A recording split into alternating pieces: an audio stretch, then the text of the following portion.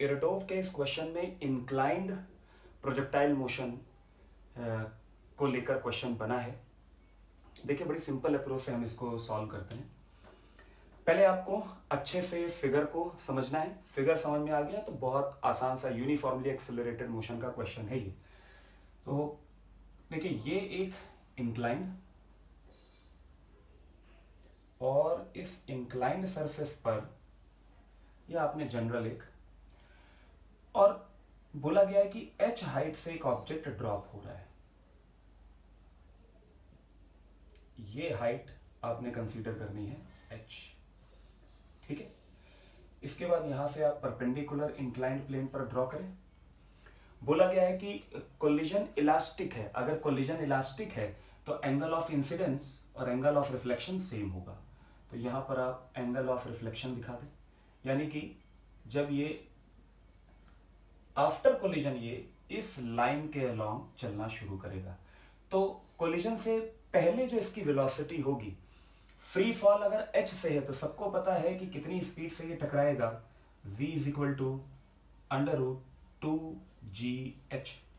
v square is equal to u square. Initial speed 0 है क्योंकि drop किया, acceleration g, तो v square is equal to u square यानी कि 0 plus 2gh, तो v is equal to √2gh। इतनी speed से ये वापस आएगा। अब एंगल जो दे रखा है इंक्लाइंड का अल्फा है, तो ये एंगल होगा अल्फा। यहां से पता चला कि वो किस एंगल पे कोलाइड कर रहा है, अल्फा। और अगर अल्फा एंगल पे कोलाइड करेगा तो अल्फा एंगल पे ही बाउंस बैक होगा। तो यहां से आप वेलोसिटी के परपेंडिकुलर टू इंक्लाइंड कंपोनेंट, ये हो जाएगा v, इसको हमने वेलोसिटी को लिया है v cos अल्फा, और यहां पर एक कंपोनेंट आ जाएगा v sin alpha along the inclined plane. अच्छा, एक और चीज है, वर्टिकली इस लाइन पर g एक्ट करेगा, तो यहां पर एक्सेलरेशन हो जाएगा g cos alpha perpendicular to inclined, और एक एक्सेलरेशन यहां पर होगा जिसे हम क्या लिखेंगे, g sin अल्फा। ठीक है, ये एक फिगर आपको याद होना चाहिए। अब बात करते हैं, ये जब यहां पर टकराएगा, ठीक है, तो अगर आप इधर y डैश और ये x डैश एक्सिस ले, इधर भी ले सकते हैं, इधर मैंने क्योंकि कुछ लिख रखा है इसलिए मैंने इधर शो कर दिया। तो आपको ये देखना है कि ये perpendicular to plane, inclined plane y dash है, और जब ये यहां पर गिरेगा तो इसका डिस्प्लेसमेंट अलोंग y डैश गया 0, ठीक। इसके बाद आप देखिए y एक्सिस के अलोंग जो मोशन है उसमें इनिशियल स्पीड कितनी है, y डैश एक्सिस के अलोंग इनिशियल स्पीड है v cos अल्फा। एक्सेलरेशन कितना है, a y डैश, इसको हम लिख सकते हैं माइनस g cos अल्फा, और हमें पूछा क्या गया है, टाइम, ठीक है। अब यहां पर फॉर्मूला कौन सा लगेगा, s is equal to u t plus half a t square, तो ये हो गया 0। इधर आप लिखोगे v cos alpha into T minus half g cos alpha into T square. तो देखिए t common, cos alpha common, तो यहां से एक t की वैल्यू आ जाएगी 2v डिवाइडेड बाई g, जिसे हम क्या लिख सकते हैं, 2√2gh डिवाइडेड बाई g। तो ये तो हो गया आपका टाइम। क्वेश्चन क्या पूछा गया है कि आपको जब दूसरा रिबाउंड होगा तो ये डिस्टेंस यानी कि range along the inclined plane आपको पता करनी है। तो उसे पता करने के लिए आपको मोशन किधर देखना है, अलोंग एक्स एक्सिस। तो अलोंग एक्स एक्सिस देखिए आप, इनिशियल एक्स डैश एक्सिस के अलोंग कितनी वेलोसिटी है, वो है v sin alpha.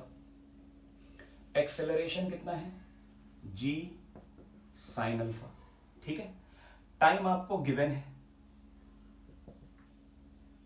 2√2gh divided by g, इसको √2h बाई g भी हम लिख सकते हैं। और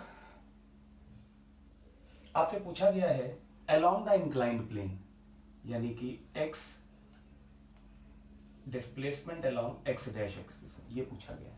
तो आप देखिए इसको चारों चीजों को लेकर कौन सा फॉर्मूला बनेगा, s is equal to u t plus half a t square. फिर से तो आप लिखेंगे s is equal to ut plus half at square, u कितना आपको दे रखा है, v sine alpha into t, t की वैल्यू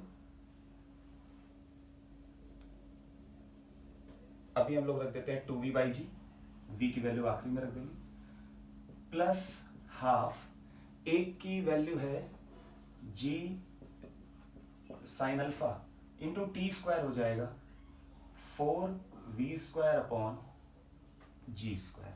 ठीक है, तो ये और ये आप देखिए कैंसिल आउट, तो ये और ये कैंसिल आउट। अब आपको क्या मिल रहा है, 2 साइन अल्फा यानी कि 4